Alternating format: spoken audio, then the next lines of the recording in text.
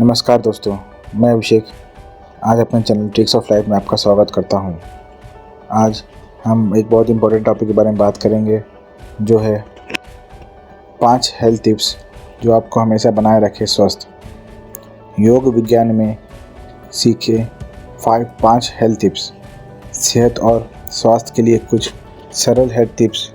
भारतीय संस्कृति में जीने कुछ ऐसे तौर तरीके हैं जिनका हम कई पीढ़ियों से पालन करते आ रहे हैं, जैसे उपवास करना, उठने और बैठने के ढंग और पानी भरकर रखने के लिए तांबे के बर्तन का प्रयोग। आइए जानते हैं इन टिप्स के बारे में। तांबे के बर्तन में पानी पीना चाहिए। तांबे में एक बैक्टीरिया नाशक गुण में मेडिकल साइंस बड़ी गहरी रुचि ले रहा है। पिछले कुछ वर्षों में कई प्रयोग हुए हैं और वैज्ञानिकों ने यह मालूम किया है कि पानी की अपनी याददाश्त होती है। यह हर उस चीज़ को याद रखता है जिसको यह छूता है। पानी की अपनी स्मरण शक्ति होती है होने के कारण हम इस बात पर ध्यान देते हैं कि उसको कैसे बर्तन में रखना चाहिए। यह पानी खास तौर पर आपके लीवर, अगर आप पानी को रात भर या कम से कम 4 घंटे तक तांबे के बर्तन में रखें तो यह तांबे के कुछ गुण अपने में समा लेता है। यह पानी खास तौर पर आपके लीवर के लिए और आम तौर पर आपकी सेहत और शक्ति स्फूर्ति के लिए उत्तम होता है। अगर पानी बड़ी तेज़ी के साथ पंप होकर अनगिनत मोड़ों से चक्कर लगाकर लोहे या प्लास्टिक की पाइप के सहारे आपके घर तक पहुंचता है तो इन सब मोड़ों से रगड़ते टुकड़ते गुजरने के कारण इसमें काफ़ी दोष आ जाता है। लेकिन पानी में याददाश्त के साथ साथ अपने मूल रूप में वापस पहुंच पाने की शक्ति भी होती है। अगर आप नल के पानी के 1 घंटे तक बिना हिलाए डुलाए रख देते हैं तो दोष अपने आप ख़त्म हो जाता है। शरीर को नींद नहीं आती है तो उसे आराम दें। आप सोने की किसी वक्त जाते हैं आप सोने किस वक्त जाते हैं यह तो आपकी लाइफस्टाइल पर निर्भर करता है, लेकिन महत्व इस बात का है कि आप कितने घंटे की नींद की ज़रूरत है। अक्सर कहा जाता है कि दिन में 8 घंटे की नींद लेनी चाहिए। आपके शरीर को जिस चीज़ की ज़रूरत है वह नींद नहीं है, वह आराम है। अगर आप पूरे दिन अपने शरीर को आराम दें, अगर आपका काम, आपकी एक्सरसाइज, सब कुछ आपके लिए एक आराम की तरह है तो अपने आप ही आपको नींद के घंटे कम हो जाएंगे। लोग हर चीज़ तनाव में करना चाहते हैं। मैंने देखा है कि लोग पार्क में टहलते वक्त भी तनाव में होते हैं। अब इस तरह का व्यायाम तो आपको फ़ायदा की बजाय नुकसान ही करेगा, क्योंकि आप हर चीज़ को इस तरह से ले रहे हैं जैसे कोई जंग लड़ रहे हों।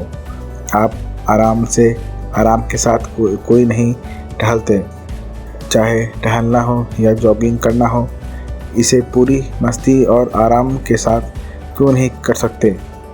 तो सवाल घूम फिर कर वहीं आता है कि मेरे शरीर को कितनी नींद की ज़रूरत है और ना ही नींद के घंटे मुझे इतनी कैलोरी ही लेनी है, मुझे इतने घंटे की नींद ही लेनी है जीवन जीने के लिए। यह सब बेकार की बातें हैं। आज आपको शारीरिक श्रम करके इसका स्तर कम है तो आप कम खाएं। कल अगर आपको ज़्यादा काम करना है तो आप ज़्यादा खाएं। नींद के साथ भी ऐसा ही है। जिस वक्त आपको शरीर का पूरा आराम मिल जाएगा या उठ जाएगा, चाहे सुबह के 3 बजे हो या 8, आपका शरीर अलार्म की घंटी बजने पर नहीं उठना चाहिए। एक बार अगर शरीर आराम कर ले तो उसे खुद ही जग जाना चाहिए। 2 हफ्ते में एक बार उपवास जरूर करें। आप शरीर के प्राकृतिक चक्र से जुड़ा मंडल नाम का एक चीज़ होती है। मंडल का मतलब है हर 40 से 48 दिन में शरीर का एक खास चक्र से गुजरता है। यह हर चक्र में 3 दिन ऐसे होते हैं जिसमें आपके शरीर को भोजन की आवश्यकता नहीं होती है। अगर आप अपने शरीर को लेकर सजग हो जाएंगे तो आप खुद भी इस बात को असहज हो जाएंगे कि इन दिनों में शरीर को भोजन की ज़रूरत नहीं होती है। इनमें से किसी भी एक दिन आप बिना भोजन के आराम से रह सकते हैं। 11वें से 14वें दिन में एक ऐसा भी दिन आता है जब आपका कुछ भी खाने का मन नहीं करेगा। उस दिन आपको नहीं खाना चाहिए। आपको यह जानकर हैरानी होगी कि कुत्ते और बिल्लियां के अंदर भी इतनी सजगता होती है। कभी गौर से देखें, किसी खास दिन वे कुछ भी नहीं खाते। दरअसल अपने सिस्टम को प्रति वह पूरी तरह सजग होते हैं। जिस दिन सिस्टम कहता है कि आज खाना नहीं चाहिए, वह दिन उनके लिए शरीर की सफाई का दिन बन जाता है और उस दिन वे कुछ भी नहीं खाते। अब आपके भीतर तो इतनी जागरूकता नहीं है कि आप उन खास दिन को पहचान सकें। फिर क्या किया जाए? बस इस समस्या के समाधान के लिए अपने यहाँ एकादशी का दिन तय कर दिया गया है। हिंदी महीनों के हिसाब से देखें तो हर 14वें दिन में एक बार एकादशी आती है। इसका मतलब हुआ है कि हर 14वें दिन में आप एक दिन बिना खाए रह सकते हैं। अगर आप बिना कुछ खाए रह नहीं सकते तो आपका कामकाज ऐसा है जिसके चलते भूखा रहना आपके वश में नहीं, और भूखे रहने के लिए जिस साधन की ज़रूरत होती है वह भी आपके पास नहीं है, तो आप फलाहार ले सकते हैं। कुल मिलाकर बात इतनी है कि बस आप सिस्टम के प्रति जागरूक हो जाएं। एक बात और, अगर आप बार बार चाय और कॉफ़ी पीने के आदी हैं और उपवास रखने के लिए कोशिश करते हैं तो आपको बहुत ज़्यादा दिक्कत होगी। इस समस्या को तो एक ही हल है। अगर आप उपवास रखना चाहते हैं तो सबसे पहले अपने खान पान की आदत को सुधारें। पहले सही तरह से ही खाना खाने की आदत डालें, तब उपवास की सोचें। अगर खाने की अपनी इच्छा हो तो आप ज़बरदस्ती रोकने की कोशिश करेंगे तो वह आपके शरीर के लिए हानि पहुंचाएगा। यहाँ एक बात और बहुत महत्वपूर्ण है कि किसी भी हाल में ज़बरदस्ती ना की जाए। पीठ सीधे रखकर हमेशा बैठें। शरीर में भीतर अंगों को आराम में होने के खास महत्व हैं, इसलिए कई पहलू हैं। फिलहाल हम इसके सिर्फ एक पहलू पर विचार कर रहे हैं। शरीर के ज़्यादातर महत्वपूर्ण भीतर अंग छाती और पेट के हिस्से से होते हैं। ये सारे अंग ना तो सख्त या कड़े होते हैं और ना ही ये नट या बोल्ट से किसी एक जगह पर स्थिर किए गए हैं। ये सारे अंग ढीले ढाले और एक जाली के अंदर झूल रहे हैं।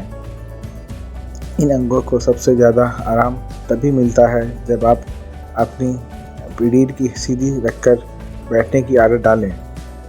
आधुनिक विचार के मुताबिक आराम का मतलब पीठ टेक लगाकर या झुकाकर बैठना होता है, लेकिन इस तरह से बैठने से शरीर के अंग को काफ़ी आराम नहीं मिलता।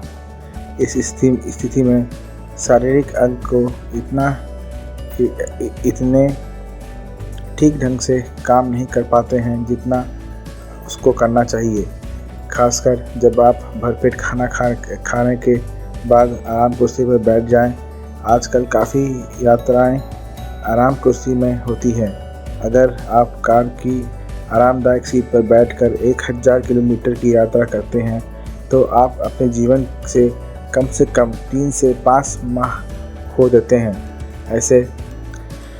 ऐसा इसलिए होता है क्योंकि लगातार ऐसी मुद्रा में बैठे रहने की वजह से आपके अंग पर इतना बुरा असर होता है कि उनके काम करने की शक्ति में नाटकीय ढंग से कमी आ जाती है और फिर वे बहुत कमज़ोर हो जाते हैं।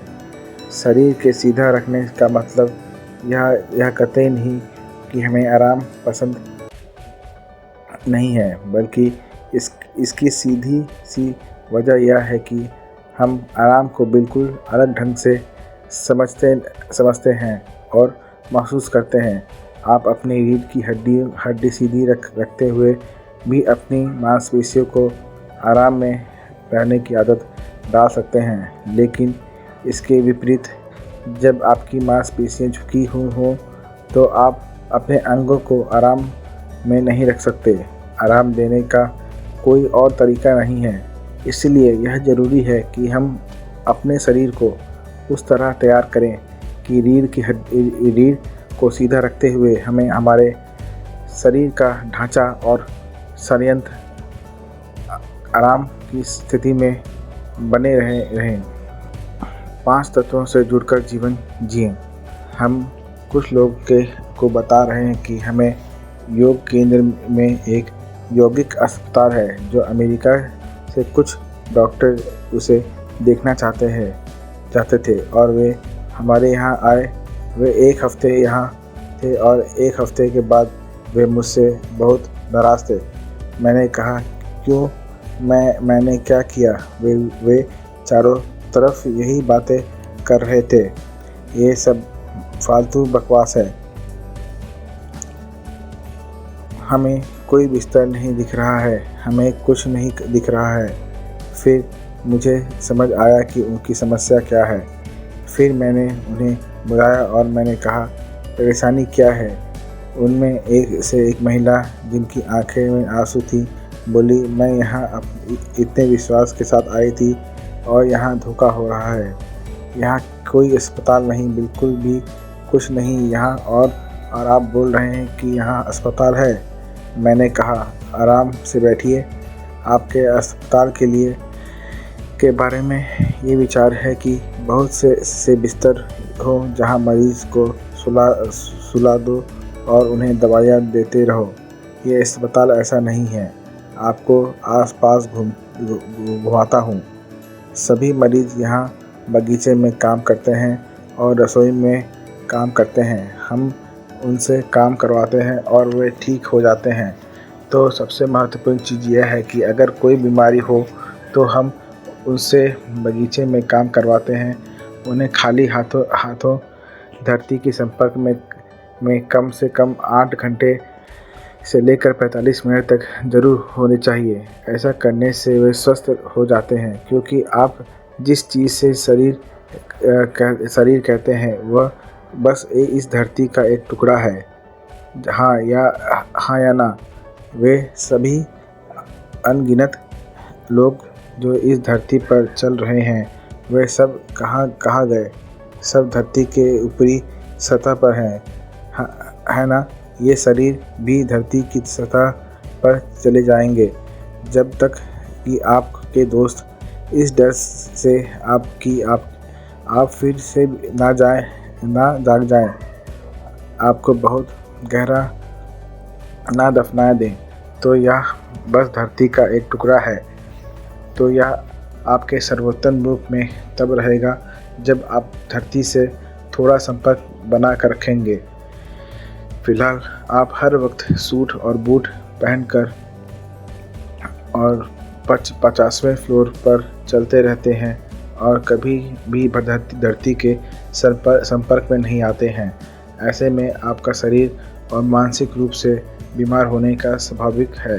फिर मैंने उन्हें दिखाया, देखो इस व्यक्ति को दिल का रोग है, इस व्यक्ति को वो बीमारी है मैंने सभी मरीजों को उनका परिचय करवाया। फिर मरीज अपनी बातें बताने लगे। 3 हफ्ते पहले हम ऐसे थे और अब हमें बहुत अच्छा लग रहा है। हम अपनी बीमारियों को भी भूल गए हैं और जब अब सभी मेडिकल मापदंड भी कर रहे हैं कि वो ठीक हैं। अमेरिकी डॉक्टर को यह विश्वास दिलाने के लिए ये लोग सच में मरीज हैं, हमें बहुत मेहनत करनी पड़ी।